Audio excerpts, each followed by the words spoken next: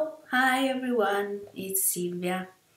I'm gonna show you today the club suit from my deck of cards. I chose this one because it's the funniest one to me. Because look at that. It's really irregular in the shape and very almost handwritten, like even badly. You see, it's not geometric, it's not precise and balanced in any way. It is intended to be that way for one reason and one reason only. I had this thought while making the cards. I said to myself, at the end of the day, creation, the material world we see and witness every day and we are part of, doesn't show perfection. Not in any way. The perfection that we can perceive is in the thought that has created what we witness. So I said to myself, how to reflect that on the card? And the solution came easily, really. I said to myself, well, let's make the suits, the peeps, with a very rough design, like hand sketched, not refined at all. And that's what happened. I went for it, and I can show you, for example. Look, you can have a look at the diamonds. You see, they seem to be quite off. But at the same time, as you can see, there is a geometrical structure to the cards and to the alignment that I gave them. Look at that. You can see there is a process, a decision on how to make them. See? Because then I got inspired by the crystals in here. I said to myself, well, crystals, they do channel energy and they do give energy thanks to their geometrical structure. They are like perfect geometrical structure within, so that's how they can channel energy and project it. As I said to myself, okay, so we can do that visually with the cards. Let's give them a flair of geometry so that one can link the mind to the structure in a very subliminal way. That's at least the thought process there is behind the whole deck. I'm gonna show you, as said, the club suit, all the cards. Alright, let's start from the Ace. It's pretty simple. As you already noticed, there are no numbers because numbers are not needed for the cards of truth system. They're actually best not to have numbers in the cards. Then I've lost the 2, but it's gonna come out somewhere. Well, let's move on to the 3. Here it is. So the 2 is 2 pips coming in connection, right? They are very close to one another, and I wanted them to be close and not spread out in the card because they come together. They are connected and they are close, right? Then after the 2 comes the 3. After you come together with something, then you separate from that because you keep your own identity and you get on with your own life, do's and everything work. So you have to leave in the 3 stage. Alright, so there's still the pair and the leaving motion, so as if it goes this way, leaving. Right, then we find the 4s. The 4 is double the 2 in structure. It's very, compared to the number 2 card, is more balanced, because the number 4, the square, is very balanced. It has a structure at that point, so it's stable. And here comes the odd numbers cards. How do you get from one stable stage of life into the next stable stage of life, which is of a higher frequency, if you want to say, or higher note or whatever? You go there by going to some type of form of crisis, and here it is. We have a 4 entered by the 5th element.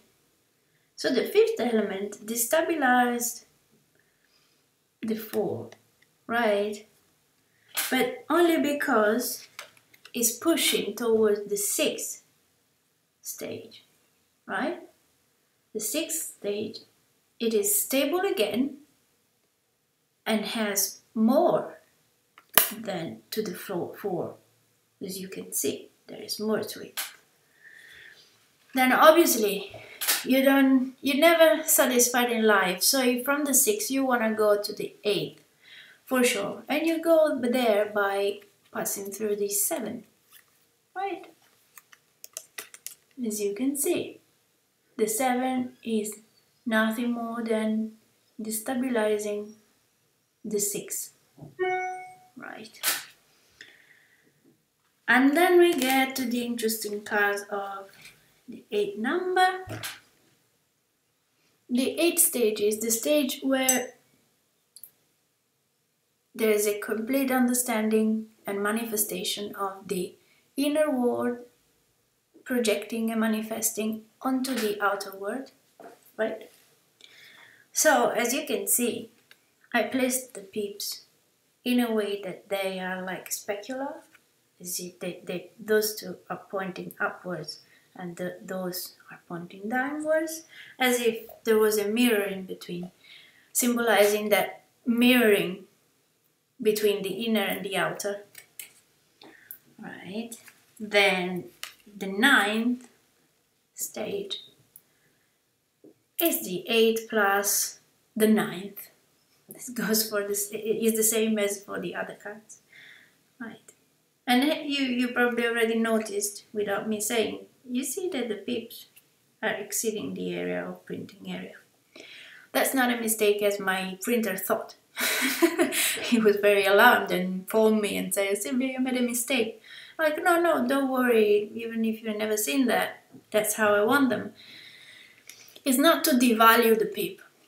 I haven't chopped it because it doesn't have any value. I did chop it for the opposite reason, really.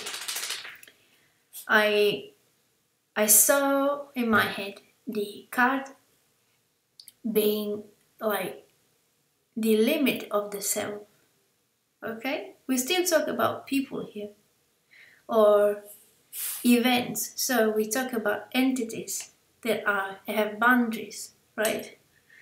Almost.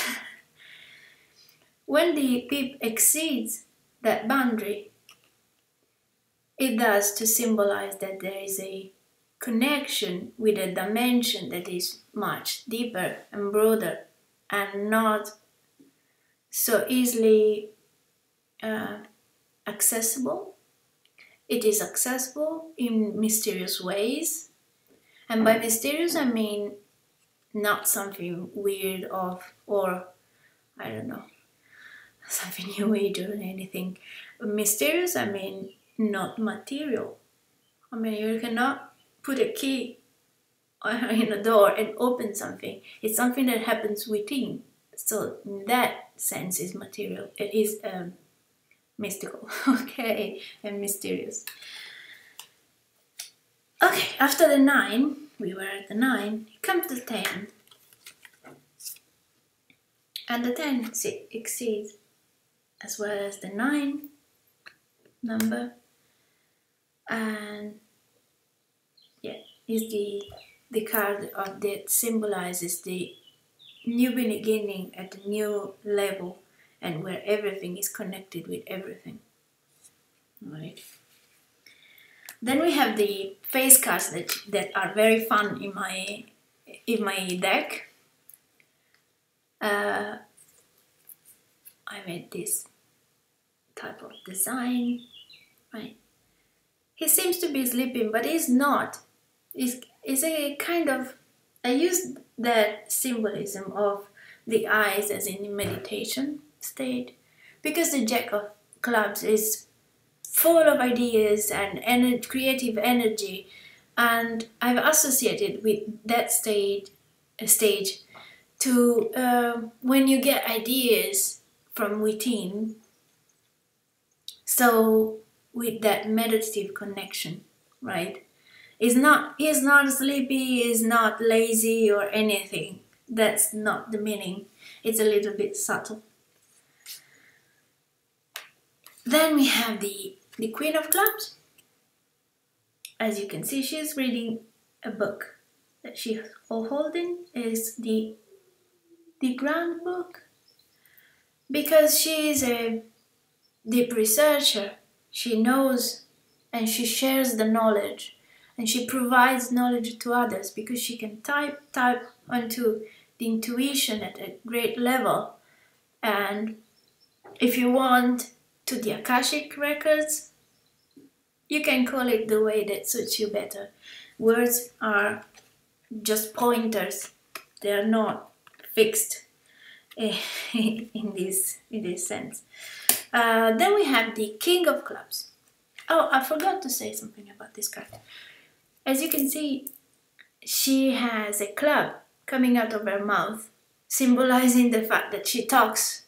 She shares by talking, by the virtual talk, her knowledge. And she also has clubs flowing out of the book, going into her mouth, meaning that the book symbolizes the knowledge, the occult knowledge, the knowledge that nobody can see.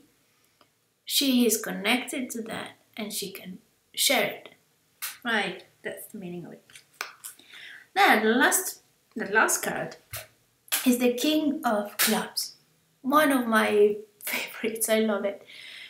Here he is, apparently old man, because he's wise.